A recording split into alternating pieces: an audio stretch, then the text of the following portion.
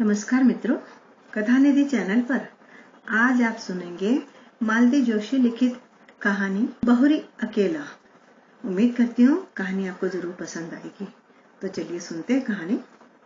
Staff room में गर्मा गर्म बहस चल रही थी। मुझे देखकर क्षण भर को सन्नाटा खींच गया। मुझे लगा कि कहीं बहस का मुद्दा मैं ही तो नहीं हूँ। तभी मिसेस झा बोली, लो ये आ गई मिस मार्टी, इन्हें भेज दो, बहुत काबिल आइटम है, कैसी भी सिचुएशन हो ब्रेवली हैंडल करती हैं। मिसेस सक्सेना मुंह बनाकर बोली, वे दिन गए मिसेस झा, अब तो ये मिस प्रिविलेज्ड हैं, इन्हें कोई हाथ भी नहीं लगा सकता। क्या हुआ भाई, सुबह सुबह मुझ पर इतनी कृपा दृष्टि क्यों हो रही है? मैंने आखिर पूछ ही लिया। अरे हम गरीब क्या कृपा दृष्टि करेंगे, यह कृपा दृष्टि तो आप पर मैम की है, इसीलिए तो आपको कोई असाइनमेंट नहीं दिया जा सकता, खासकर संडे को। मिसेस सक्सेना कुटिलता से आंखें नचाकर बोली, कुछ पता भी तो चले कि माजरा क्या है, मैंने कुर्सी खींचते हुए कहा। उत्तर में सबने एक साथ बोलना शुरू किया। बड़ी देर बाद मेरी समझ में जो आया उसका सार यह था कि शुक्रवार को एमए फाइनल की लड़कियां अजंता एलोरा जा रही हैं, पर मिसेस गुप्ता जो कि इंचार्ज है, उनके ससुर को आज अचानक कूच कर गए। अब सवाल यह है कि उनके स्थान पर किसे भेजा जाए। सबकी अपनी परेशानियां थी। मिसेस सक्सेना की बिटिया वायरल में पड़ी थी। रविवार को किरण के देवर की सगाई थी। मिसेस कृपाल की सास पैर में प्लास्टर बंधवा कर पड़ी थी। खंडेलवाल के पूरे दिन चल रहे थे। दास गुप्ता के दोनों बच्चों के सोमवार से टर्मिनल्स शुरू हो रहे थे और बिसारिया पहले से छुट्टी पर थी। स्टाफ रूम में 2-3 अति बुजुर्ग सदस्य थी जिन्हें इस मिशन पर भेजना बेकार था। एकाएक मुझे याद आया, विभा तो जा रही है ना, या उसके यहाँ भी कोई प्रॉब्लम है? विभा तो जा रही है, पर वह खुद ही तो अभी बच्ची है, लड़कियों को क्या संभालेगी? कोई जिम्मेदार व्यक्ति भी तो साथ में होना चाहिए। और तुम्हें कोई हाथ लगा नहीं सकता। मैडम की चहेती जो हो, उनकी सख्त हिदायत है कि अंजू शर्मा को छुट्टी के दिन कोई काम न सौंपा जाए। देर से शादी करने का यही तो फायदा है, सबकी सिंपैथी मिल जाती है। मैं चकित से देखती रह गई।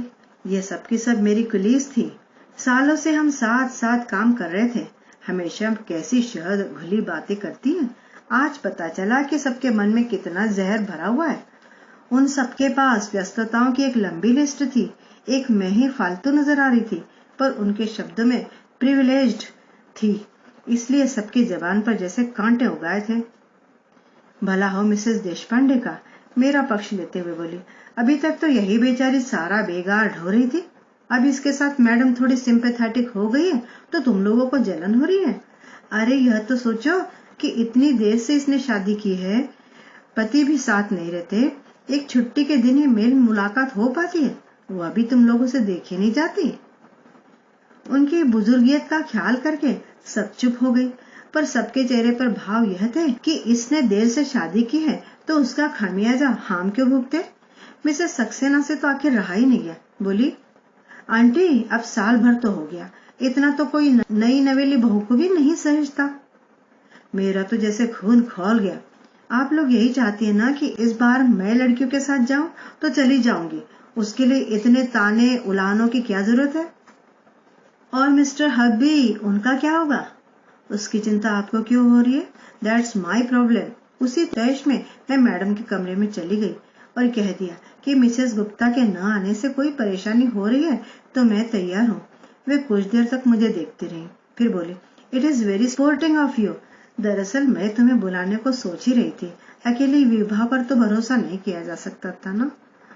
तो आप मैडम इतना संकोच क्यों करती है? यू आर द बॉस, आप जिसे कहेंगी उसे जाना ही पड़ेगा। आप नहीं जानती आपके इस सौजन्य का लोग कितना गलत अर्थ निकालते हैं। आई डोंट केयर, मैं तो सिर्फ शर्मा जी के बारे में सोच रही थी। मैं 4-5 बार उन्हें बतला चुकी हूँ कि वे मिस्टर कश्यप है, शर्मा नहीं, पर उन्हें याद ही नहीं रहता। अब तो मैंने टोकना भी छोड़ दिया है, इसलिए उनके सुर में सुर मिलाकर कहा, आप शर्मा जी की चिंता न करें, मैं कर दूंगी उन्हें फोन। वे भी सरकारी नौकर हैं, ड्यूटी का मतलब समझते हैं। Okay, and good luck to you. घर लौटते समय बहुत हल्का महसूस कर रहे थे। अच्छा लगा कि मेरे प्रस्ताव के बाद मैडम के चेहरे पर राहत के भाव उभरे थे, पर ईमानदारी की बात यह थी कि उनसे भी ज्यादा राहत का एहसास मुझे हो रहा था। पिछले 2 हफ्ते श्रीमान जी नहीं आए थे। आखिरी बार जिस मूड में यहाँ से गए थे, लगता था इस बार भी नहीं आएंगे। 2 रविवार लगातार मैं स्नेही पड़ोसियों की प्यार भरी पूछताछ से तंग आ गई थी। इस हफ्ते फिर वही सब दोहराना संकट लग रहा था। शायद इसलिए आगे बढ़कर मैंने जिम्मेदारी ले ली थी। मुझे एक बहाना चाहिए था, सो मिल गया, और वो भी बढ़िया। कभी कभी लगता है मैंने नाहक की शादी की। जिंदगी अच्छी भली गुजर रही थी, ना कोई तनाव था, ना पछतावा। बस एक शादी की चिंता थी जो मुझसे ज्यादा मेरे भाइयों को खाए जा रही थी। अपनी भरी पूरी गृहस्थियों के बीच बेचारे एक अपराध बोध के साथ जी रहे थे। बड़े भैया की पिंकी के BA कर लेने के बाद तो सबके सब जैसे एकदम व्यग्र हो उठे। कम से कम उसकी शादी से पहले मेरी हो जाना लाजमी था। सो श्रीमान कश्यप को घेरा गया। 10 और 12 साल के 2 बच्चों के बाप से शादी करना मेरे लिए कतई रोमांचक नहीं था, पर भाई आश्वस्त थे कि मुझे अपना एक घर मिल गया है। पर उस घर से जुड़ कहाँ पाई मैं? किसी ने मौका ही नहीं दिया। शादी के बाद 4-5 दिन रही थी। बाद में दीपावली पर लक्ष्मी पूजन के लिए गई थी। बस छुट्टियों में वे मुझे 1 महीना घुमाने ले गए थे। 1 महीना मुझे भाइयों के पास रहने के लिए कह दिया था। भाइयों के पास तो हर छुट्टियों में ही मैं जाती थी, पर इस बार का अनुभव नया था। पीहर आई बहन बेटी का स्वागत सत्कार, लाड़ दुलार पहली बार पाया था। शादी के बाद भी मैं तो उसी घर में बनी रही। हाँ, मिस्टर कश्यप का जरूर एक अतिरिक्त घर मिल गया था। उनकी सारी छुट्टियां यहीं गुजरती। केंद्र सरकार की नौकरी थी। शनिवार रविवार छुट्टी होती। भोपाल से शुक्रवार को इंटरसिटी से आते और सोमवार की सुबह उसी ट्रेन से लौट जाते। साल भर से मेरा दाम्पत्य जीवन इसी साप्ताहिक तर्ज पर चल रहा था। उस रविवार की रात को भी वे घड़ी में अलार्म भर रहे थे कि मैंने कहा, सुबह चले जाएंगे? जाना तो पड़ेगा ही, कल सोमवार है। भूल गई क्या? सोमवार को कैसे भूल सकती हूँ? मुझे भी तो कॉलेज जाना है। पर मुझे कुछ और भी याद आ रहा है। क्या? कल शाम मैंने कुछ खास लोगों को खाने पर बुलाया था। कल क्यों? आज ही बुला लेती ना। यूं ही बुलाना अच्छा नहीं लगता, कोई मौका भी तो हो। तो कल क्या है? आपकी याददाश्त तो इतनी अच्छी है, आपको यहाँ बैठकर भी अपने बच्चों के ही नहीं, भांजे भतीजों के, मामा मौसियों के जन्मदिन याद आ जाते हैं। कल तुम्हारा जन्मदिन है? नहीं, मेरा जन्मदिन तो कब से आकर चला गया। जिन्हें याद था उन्होंने मना भी लिया। आपके लिए मुझे 100 बहाने गढ़ने पड़े। एक साड़ी अपनी ओर से खरीद कर आपके उपहार के तौर पर पेश भी करनी पड़ी। मेरा जन्मदिन आपको याद नहीं रहा, कोई बात नहीं, पर कल की तारीख तो आपको याद रखनी चाहिए, या कि उसका भी आपके निकट कोई महत्व नहीं है? न चाहते हुए भी मेरी आवाज थोड़ी तल्ख हो गई थी। उन्होंने कैलेंडर की ओर नजर डाली। ओहो, कल 11 नवंबर है, मतलब अपनी शादी को 1 साल पूरा हो गया। धन्य भाग, आपको याद तो आया, पर आपने इस तरह मुंह क्यों लटका लिया? मैंने रुकने के लिए कहा जरूर है, पर कोई समस्या हो तो रहने दीजिए। सेलिब्रेशन का मूड अगर है तो मैं साथ चलती हूँ, नहीं तो इसकी भी कोई जरूरत नहीं है। तुम चलना चाहो तो जरूर चलो, उन्होंने कहा, पर स्वर में कोई आग्रह नहीं था। ऐसा है कि बच्चों की परीक्षाएं चल रही है। मंगलवार को शौनक का गणित का पेपर है, इसलिए मेरा कल जाना जरूरी है। सेलिब्रेशन से मेरा मतलब किसी पार्टी से नहीं था। हम सब मिलकर बाहर खाना खा सकते थे या एक आध पिक्चर देख सकते थे। बच्चों की परीक्षाएं चल रही है तो कोई बात नहीं, हम लोग दिन भर साथ ही रह लेते। यह प्रस्ताव आपकी ओर से आता तो मैं उतने ही में खुश हो जाती, पर आपको तो याद ही नहीं था। आपकी अम्मा जी के ठाकुर जी तक की याद रहती है आपको। पिछले रामनवमी और जन्माष्टमी पर श्रृंगार का सारा सामान यहीं से लेकर गए थे।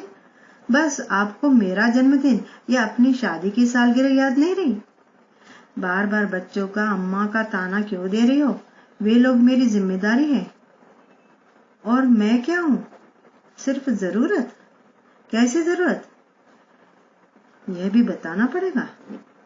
कुछ देर तक कमरे में भीषण स्तब्धता छा गई।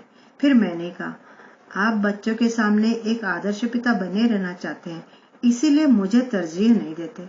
जानती हूँ इसीलिए आज तक आपने मेरे स्थानांतरण के लिए भी प्रयत्न नहीं किया। आश्चर्य तो यह कि अम्मा जी ने भी कभी इसके लिए जोर नहीं दिया। Please leave my mother alone. मैं कोई उन्हें गाली थोड़ी दे रही हूँ, एक बात कह रही हूँ। कोई भावुक महिला होती तो कहती, बहू तुम आकर जल्दी से अपना घर बार संभालो, अपनी गृहस्थी संभालो और मुझे छुट्टी दो। पर वे बड़ी प्रैक्टिकल हैं, उन्हें यही व्यवस्था रास आ गई है। घर में उनका एक छत्र शासन भी बना रहता है और बेटे को कोई परेशानी भी नहीं होती। वह आदर्श बेटा भी बना रहता है, आदर्श पिता भी बना रहता है और उसकी साप्ताहिक आनंद यात्रा भी निर्विघ्न चलती रहती है। आनंद यात्रा? वाह, क्या तुम सोचती हो तुम कोई हुस्न परी हो जिसके लिए मैं दीवाना होकर चला आता हूँ?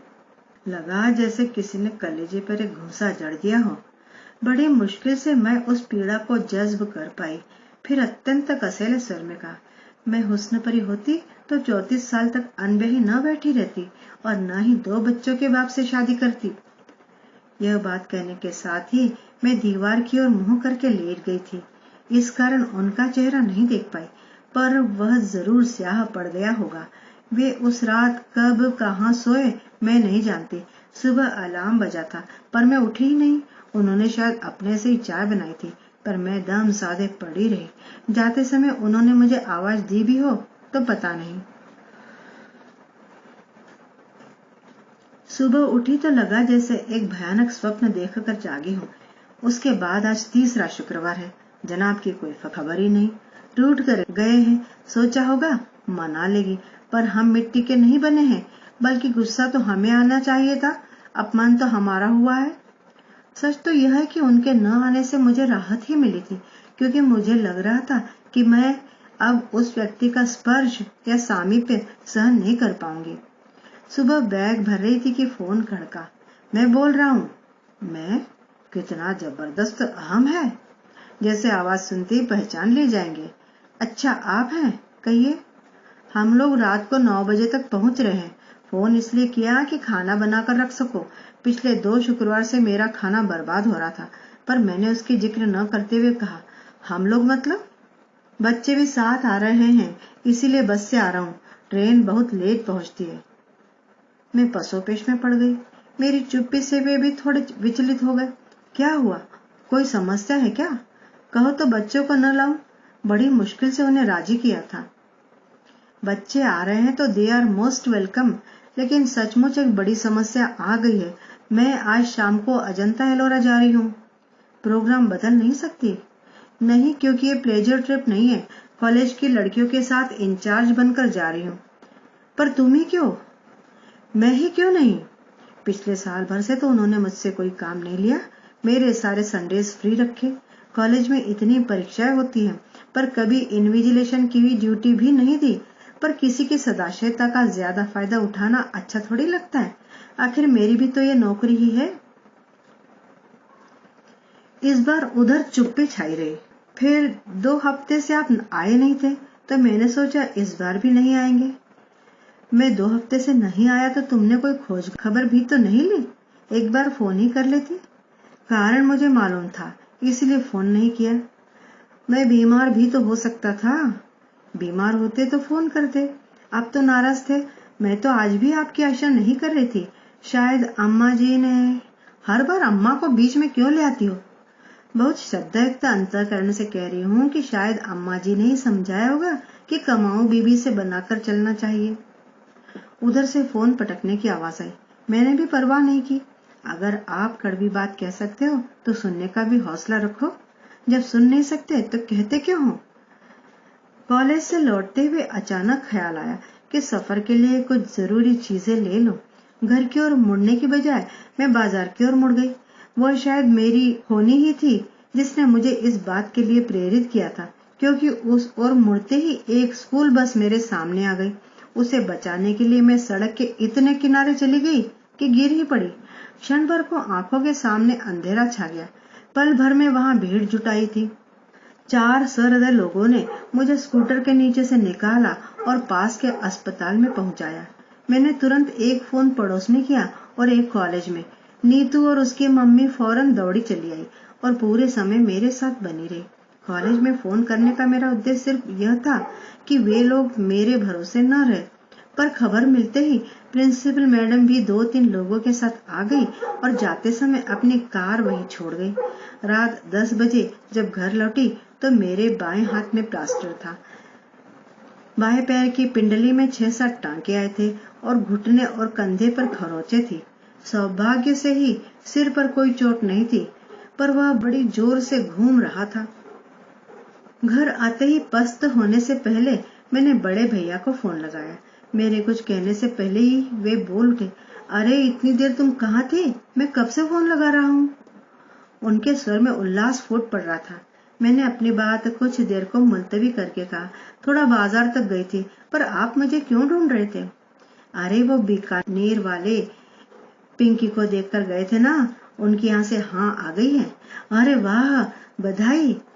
लड़का 3 महीने के लिए जापान जा रहा है, इसलिए माँ के साथ एक बार मिलने आ रहा है। मेरी इच्छा थी कि कल तुम दोनों भी आ जाते तो लड़के को देख लेते।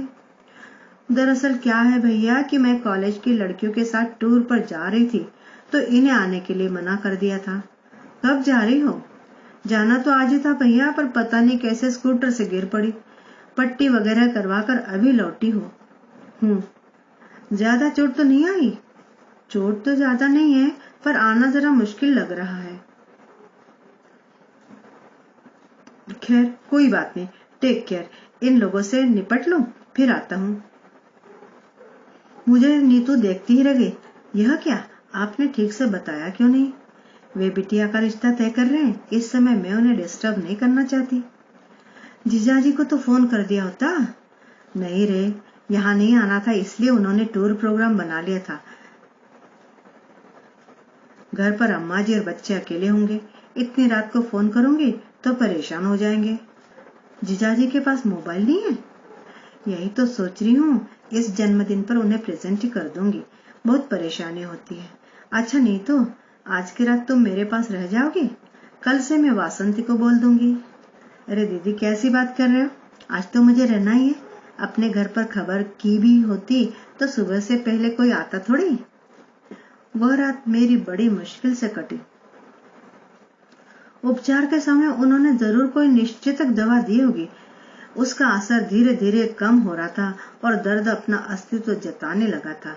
यूं तो दर्द निवारक गोलियां भी ली गई थी, पर उन्हें कारगर होने में थोड़ा समय तो लगना ही था।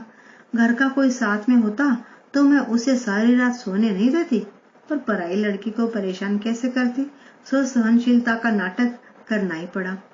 दर्द के घूंट पीते हुए मैं बार बार उस व्यक्ति को कोस रही थी। मिस्टर कश्यप, आपने साल भर में कोई और तोहफा तो नहीं दिया, पर शायद बद्दुआएं दिल खोलकर दी है, उसी को भुगत रही हूँ। नहीं तो 10 साल से गाड़ी चला रही हूँ, कभी एक खरोंच भी नहीं आई। बमुश्किल तमाम रात के तीसरे पहर थोड़ी आंख लगी, पर नीतू ने 7 बजे ही चाय के लिए जगा दिया।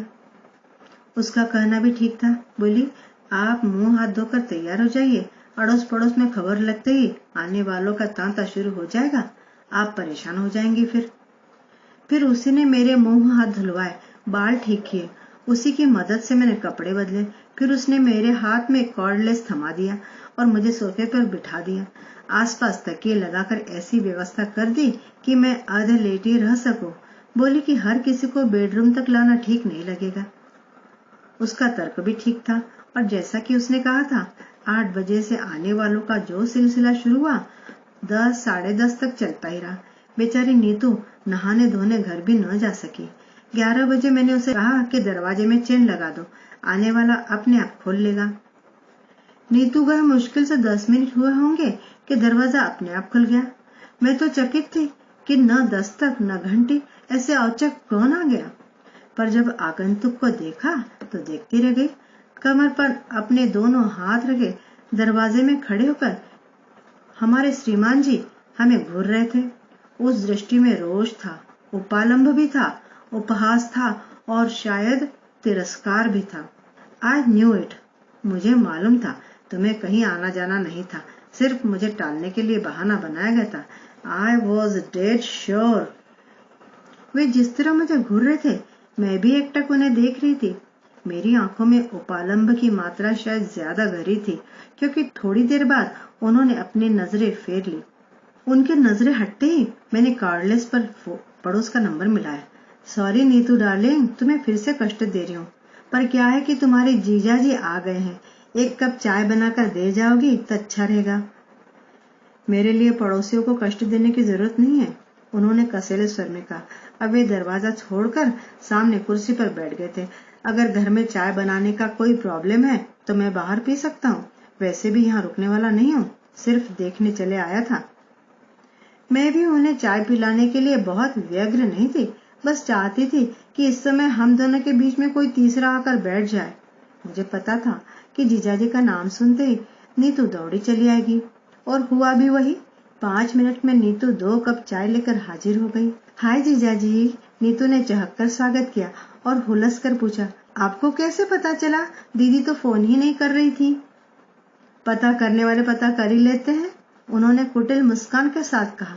बेचारी नीतू इनका मंतव्य समझ ही नहीं पाई, अपनी ही रौ में बोली, मम्मी यही तो कह रही थी कि दिल से दिल को राह होती है, फोन करने की क्या जरूरत है। फिर इन्हें चाय पकड़ाते हुए मुझसे बोली, दीदी अब आप भी उठकर जरा सी चाय पी लो, सुबह से बोल बोल कर दिमाग चकरा गया होगा। वो मुझे सहारा देकर उठाने लगी और इनके चेहरे का रंग बदलने लगा। मेरी अधलिटी मुद्रा को वे अनादर का प्रदर्शन समझ रहे थे। अब उन्हें कुछ कुछ समझ में आ रहा था। उठने की प्रक्रिया में जब मेरा शॉल कंधे से खिसक गया तो उनकी प्लास्टर पर नजर पड़ी। अरे ये हाथ को क्या हो गया? गनीमत है कि सिर्फ हाथ ही टूटा है। आप खुशकिस्मत है जीजाजी कि ये सही सलामत बच गई, वरना क्या से क्या हो सकता था। तुम्हें मैं सही सलामत नजर आ रही हूँ? अरे हाथी तो टूटा है दीदी, सब लोग कह रहे थे कि किस्मत वाली थी जो सड़क के किनारे गिरी, अगर बीच में गिरती तो सोचो क्या होता। उस कल्पना मात्र से ही मुझे झुरझुरी हो आई। मैंने नीतू से कहा, थोड़ी भीतर जाकर थोड़ा लेट लूंगी। हाँ अब आप बिल्कुल आराम करो, कोई आया तो जीजाजी निपट लेंगे। और लेटते हुए मैंने कहा, बसंती को 2 दिन की छुट्टी दे दी थी, अगर किसी के हाथ खबर भिजवा दोगी तो वह आ जाएगी, 2 रोटी ही डाल जाएगी। बसंती को खबर तो मैं कर दूंगी, पर आप रोटी की इतनी चिंता क्यों कर रहे हो? हम लोग के इतना भी नहीं कर सकते? तुम ही लोग तो सब कर रहे हो, पड़ोसी और होते किस लिए हैं? नीतू जब चली गई तो ये कमरे में आकर बोले, इतना सब हो गया तो क्या मुझे फोन नहीं कर सकती थी? मैंने एक क्षण उनकी ओर देखा और कहा, फोन कर भी देती तो क्या आप विश्वास कर लेते या इसे भी एक बहाना समझते? वे चुप हो गए। फिर बड़ी देर तक एक मौन हम दोनों के बीच पसरा रहा। फिर कुछ देर बाद फोन बजा। मेरा कॉर्डलेस बाहर ही छूट गया था, इसलिए फोन इन्हें उठाना पड़ा। शायद बड़े भैया का था, मेरा हालचाल पूछ रहे थे। मैं जब तक उन्हें सावधान करती वे सब ब्यौरा दे चुके थे। फिर तो मेरी पेशी होनी ही थी। ये क्या कर बैठी तुम, और रात को मुझे बताया क्यों नहीं? मैं उसी समय चला आता। मुझे मालूम था इसीलिए नहीं बताया भैया, आप आ भी जाते तो सुबह फिर मेहमानों के लिए भागना पड़ता कि नहीं। अब आपकी उम्र इतने भाग दौड़ करने की नहीं है। वैसे चिंता की कोई बात भी नहीं है, पड़ोसी बहुत अच्छे हैं और अब तो ये भी आ गए हैं। हाँ अभी फोन पर उनकी आवाज सुनकर थोड़ा संतुष्ट हुआ। अच्छा तो हम लोग सुबह आते हैं, टेक केयर। भैया के फोन के बाद फिर से सन्नाटा छा गया। ये पेपर पढ़ते रहे, मैं सोने की कोशिश करती रही। नीतू दोनों की थालियां लेकर आई, तभी यह नीरवता भंग हुई। नीतू बोली, मम्मी तो कह रही थी जमाई जी को यहीं बुला लो, ठीक से खा लेंगे, पर मैंने कह दिया कि दीदी अकेली बोर हो जाएंगी, वो अच्छी हो जाए फिर दोनों को एक साथ बुलाकर खूब खातिरदारी कर लेना। एक बात और दीदी, जाते हुए मैं बाहर से ताला डालकर जा रही हूँ, नहीं तो मोहल्ले भर की आंटी लोग तंग करने आती रहेंगी। रात भर की जागी हो, थोड़ा आराम कर लो आप। और खोलोगी कब? 4 बजे चाय लेकर आऊंगी ना। और सचमुच वह हमें ताले में बंद करके चली गई। वह जब तक रहती है पटर पटर करती रहती है, घर भरा भरा लगता है। उसके जाते ही एक निचाड़ सोनेपन ने घेर लिया। उस असहज एकांत से निजात पाने के लिए मैंने कहा, आप तो आज ही जाने वाले थे तो दिन में निकल जाते, रात में ठंड में परेशान हो जाएंगे। वे एक क्षण मुझे घूरते रहे, फिर बोले, मुझे क्या इतना गया गुजरा समझ लिया है कि तुम्हें इस हाल में छोड़कर चला जाऊंगा? एक तरह से बात यहीं पर एक अच्छे बिंदु पर समाप्त हो जानी थी, पर मेरे मन में तो प्रतिशोध की आग धधक रही थी। वह हुस्न परी वाला डायलॉग मेरे कलेजे में कील की तरह गड़ा हुआ था। उसी ने मुझे चुप बैठने नहीं दिया। मैंने बड़े नाटकीय अंदाज में कहा, मेरी ऐसी हालत है तभी तो कह रही हूँ, रुक कर क्या करेंगे? वे अवाक होकर मुझे देखते रह गए। What do you mean?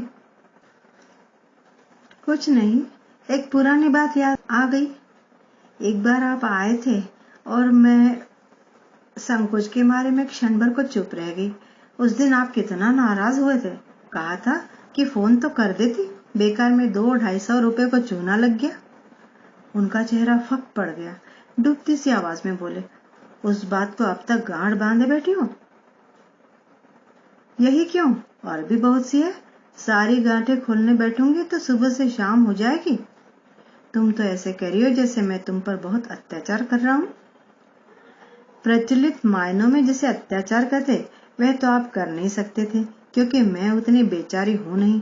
आपका तरीका बड़ा सोफिस्टिकेटेड है और अप्रोच बहुत ही प्रैक्टिकल। बहुत आसानी से आप सामने वाले की भावनाओं को अनदेखा कर देते हैं। मसलन अब कहाँ से शुरू करूं? चलिए शुरू से करते हैं। याद है जब शादी के बाद पहली बार हम लोग इस घर में आए थे, मेरी सहेली ने घर को बहुत कलात्मक ढंग से सजाया था। हमारा स्वागत भी बड़ा शानदार किया था।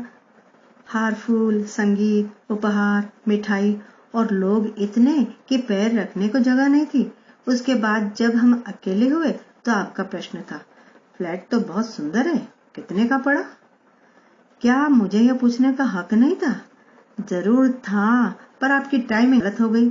निभृत एकांत की अवहेलना कर आप इंदौर और भोपाल की कीमतों क्या करते रहे।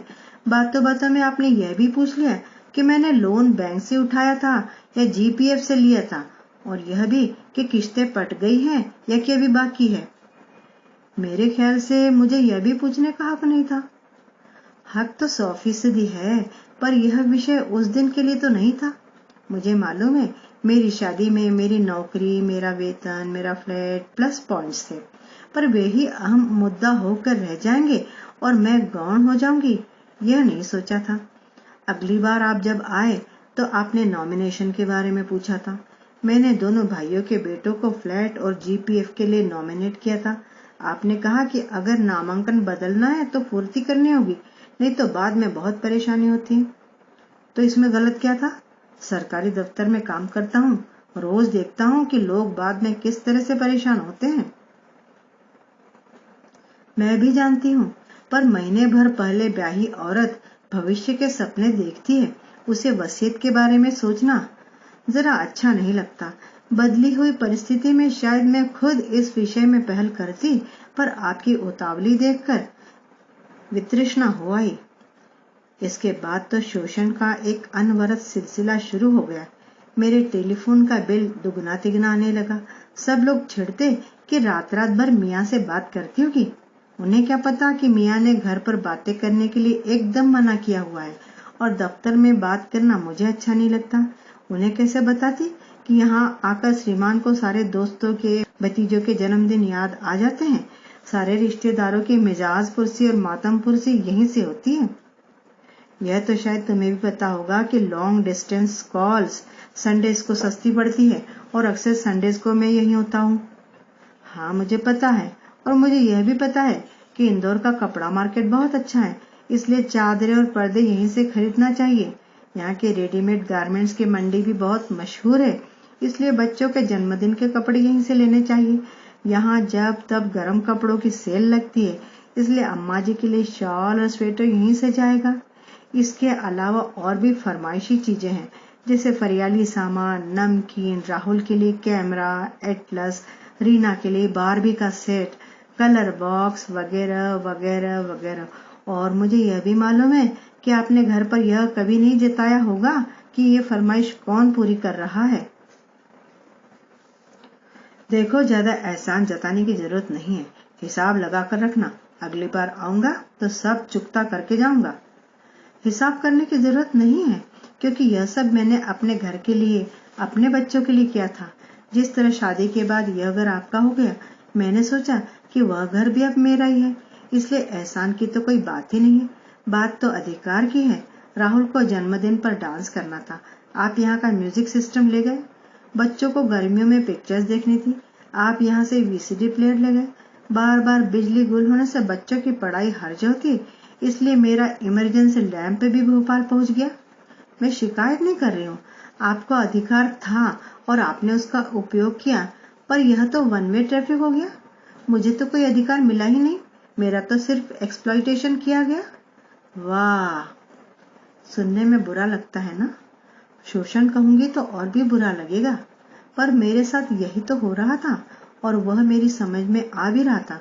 पर मैंने मन को बहला लिया था कि मैं घर की किस्तें चुका रही हूँ, घर जिसकी मुझे अरसे से तलाश थी, घर जो रिश्तों की मजबूत जमीन पर खड़ा हो, घर जो आपसी सामंजस्य और सद्भाव के सहारे टिका हो। पर वह घर तो मुझे मिला ही नहीं, आपने दिया ही नहीं। देखो, तुम्हारी तरह मैं साहित्यिक भाषा तो बोल नहीं सकता, लेकिन आप खूब बोल सकते हैं। आपका हुस्न परी वाला जुमला तो अब तक मेरे कलेजे में गड़ा हुआ है। कल रात भर मैं दर्द के मारे सो नहीं पाई थी, पर यह दर्द उस दर्द के मुकाबले कुछ भी नहीं था जो उस रात आपने मुझे दिया। ये घाव तो कल को भर भी जाएंगे, पर वह घाव ताउम्र बना रहेगा, हरा रहेगा। और आज तो आपने कमाल ही कर दिया। आज मैंने और क्या किया? वे हैरान थे। आज आप सिर्फ मेरे सच को परखने के लिए यहाँ चले आए। मान लो मैं चली ही गई होती तो आपकी क्या इज्जत रह जाती, या मेरी ही क्या इमेज बनती? आपकी तो यह दूसरी शादी है, इतना तो आप भी समझते होंगे कि दाम्पत्य का आधार होता है विश्वास, और मिस्टर कश्यप, आपने उसे नकार दिया। फिर शेष क्या रहा? तभी दरवाजा खड़का। नीतू शायद चाय लेकर आई थी। हम दोनों अच्छे बच्चों की तरह चुपचाप बैठ गए। वैसे भी बोल बोल कर मैं इतना थक गई थी कि कुछ देर आंख बंद करके लेटने को जी चाह रहा था, और चाय पीकर मैं सचमुच लेट गई। नीतू बोली, जीजा जी शाम को क्या खाना पसंद करेंगे बताइए। व्यंग्यपूर्ण मुस्कुराहट के साथ वे बोले, मैं गरीब क्या बताऊंगा, अपनी दीदी से पूछो, गेस्ट ऑफ ऑनर तो वो है। और इतना कहकर वे बाथरूम में घुस गए। नीतू थोड़ी देर बैठी बतियाती रही, पर मेरी ओर से कोई प्रोत्साहन न पाकर चुपचाप उठकर चली गई। वे फ्रेश होकर आए और बालों में कंघी फेरते हुए बोले, अच्छा मैं निकल रहा हूँ। मैंने प्रश्नार्थक नजरों से उनकी ओर देखा। रतलाम वालों के आने तक रुकने का इरादा था, पर देखता हूँ इसकी कोई खास जरूरत नहीं है। तुम्हारे अड़ोसी पड़ोसी बहुत अच्छे हैं, खूब अच्छी सेवा टहल कर रहे हैं, मेरी वजह से बल्कि असुविधा ही हो रही है। और हाँ, तुम्हारी सारी चीजें अगली बार ले आऊंगा, अगर आया तो, वरना किसी के हाथ भिजवा दूंगा। मैंने उठने का उपक्रम किया तो बोले, लेट ही रहो, मेरे लिए फॉर्मेलिटीज की जरूरत नहीं है, वैसे भी मान आदर बहुत हो चुका है। सी ऑफ करने के लिए न सही, दरवाजा बंद करने के लिए तो उठना ही होगा मुझे। मैं लड़खड़ाते हुए उठ खड़ी हुई। लंगड़ाते हुए जब तक दरवाजे पर पहुंची, ये 2 मंजिल उतरकर बिल्डिंग के गेट तक पहुंच चुके थे। खिड़की से मैं उन्हें जाते हुए देखती रही। फिर मैंने बहुत मुश्किल से दरवाजा बंद किया। इतने से श्रम से भी मैं हाँफ गई थी। देर तक बंद दरवाजे के सामने वहीं खड़ी रही जहां से मैंने उन्हें जाते हुए देखा था। मुझे लगा वे मेरे घर से ही नहीं, जीवन से भी चले गए हैं। अलविदा मिस्टर कश्यप, मैंने कहा, आज से मेरे घर और मेरे मन के दरवाजे आपके लिए बंद हो चुके हैं। घर का दरवाजा तो शायद कभी मजबूरी में खोलना भी पड़ेगा, क्योंकि इस शादी को इतनी आसानी से मैं नकार नहीं सकती। इसके लिए मेरे भाइयों ने बहुत सारा श्रम और पैसा खर्च किया है, इसलिए इस शादी को तो मुझे ढोना ही पड़ेगा। पर मेरे मन का दरवाजा अब आपके लिए कभी नहीं खुलेगा, कभी नहीं।